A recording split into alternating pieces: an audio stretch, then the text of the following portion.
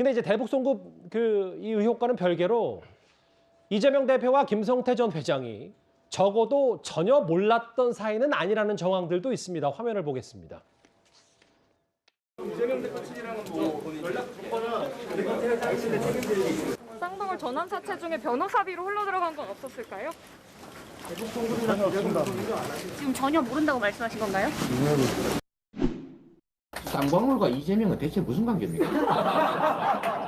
나도 모르겠어. 뭘 알아야 내가. 제가 전에 한번 그랬죠. 내가 2년이라면 내이 사입은 거. 도대체 저는 김성태라는 분 얼굴도 본 일이 없거든요. 근데 그분이 왜 제 변호사비를 내며 받은 사람은 대체 누구냐 그럼? 그 사람 잡아가든지. 정말 황당무계해요.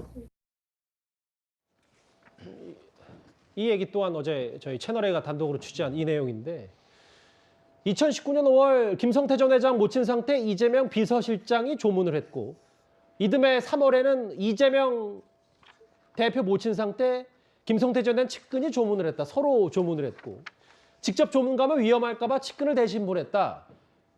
어떻게 받아들이세요? 뭐 본인들은 이게 처음에는 이게 전화를 통한 적이 한 번도 없다. 이렇게 두 분이 말을 맞췄던 것 같아 처음에는. 근데 누가만 이제 알려줬겠죠. 술자리에서 2019년 1월달에 전화를 이렇게 바꿔준 적이 있다. 그러다 보니까 이제 이재명 대표는 이제 미리 이제 어떤 술자리에서 누가 바꿔줬는데 기억은 잘 안 난다. 이렇게 선행자백 비슷하게 했는데요. 저는 이게 도저히 이해가 안 되는 게 아니 부지사가 이게 바꿔준 전화를 누가 바꿔준지 기억이 안 난다. 그리고 이게 쌍방울 회장이면 나름대로 이게 그래도 우리나라 이게 중견기업 100 이하는 중견기업의 대표인데 통화한 게 기억이 안 난다? 이게 도저히 납득이 안 되잖아요. 저는 그 부분을 이게 명백한 거짓말로 보고 자, 그다음에 두 번째는 그렇게 그럼 전혀 모르는 사이에 왜 이렇게 상호 조문을 가는 겁니까?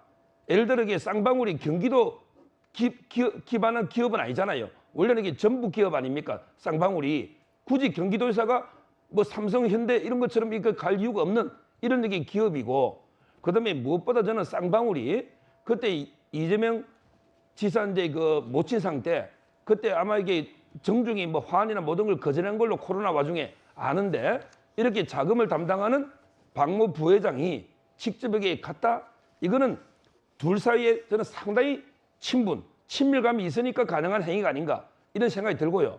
마지막으로 이게 이재명 대표가 얼마 전에 경선할 때 현금 2억 7천을 입금했거든요. 2억 7천을.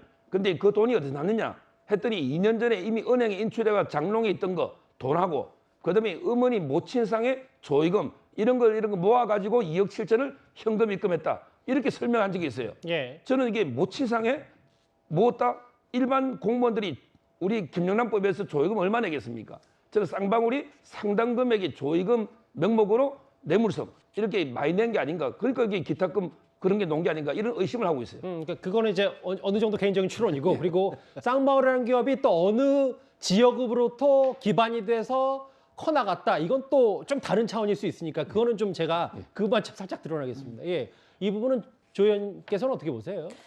저는 이제 이 정치인이 되고 나서 저도 가장 정말 이 말이 굉장히 중요하잖아요. 그러니까 이재명 대표는 계속 김성태라는 사람은 얼굴도 본 적이 없다. 이렇게 얘기를 하거든요. 저런 발언은 여야를 떠나서 굉장히 위험해요. 저 같은 경우에도 지방을 가면요. 보통 명함 한 통이 1000장인데 천장을 다 쓸 경우가 많거든요.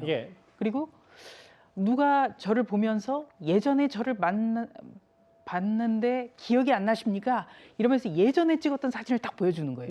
그럴 때는 저도 깜짝 놀래요.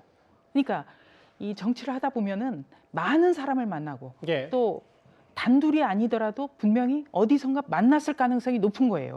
그런데 계속 얼굴도 본 적이 없다. 통화도 한 적이 없다. 이렇게 얘기를 하니까 이게 언젠가는 통화한 내역이라든지 같이 찍은 사진 같은 게 꼭 나올 것 같단 말이죠. 그래서 굉장히 좀 흥미진진하게 보고 있습니다. 그러니까 조 의원께서는 결국은 뭐 대북 송금 모른다 혹은 변호사비가 왜 쌍방울이 대신 내줬겠냐 뭐 이렇게 얘기하면 될 일을 뭐 이 대표가 아예 처음부터 김성태 전 회장 전혀 모른다고 했기 때문에 좀 빌미를 준 거 아닌가 뭐 이런 얘기 비슷한 것 같은데 뭐 오늘 어제부터 이재명 대표 측 이렇게 얘기를 하고 있고 서로 또 측근을 통해서 조문을 했고 그것도 좀 비밀리한 거 아니냐는 해석에 대해서는 어떻게 좀 받아들이세요?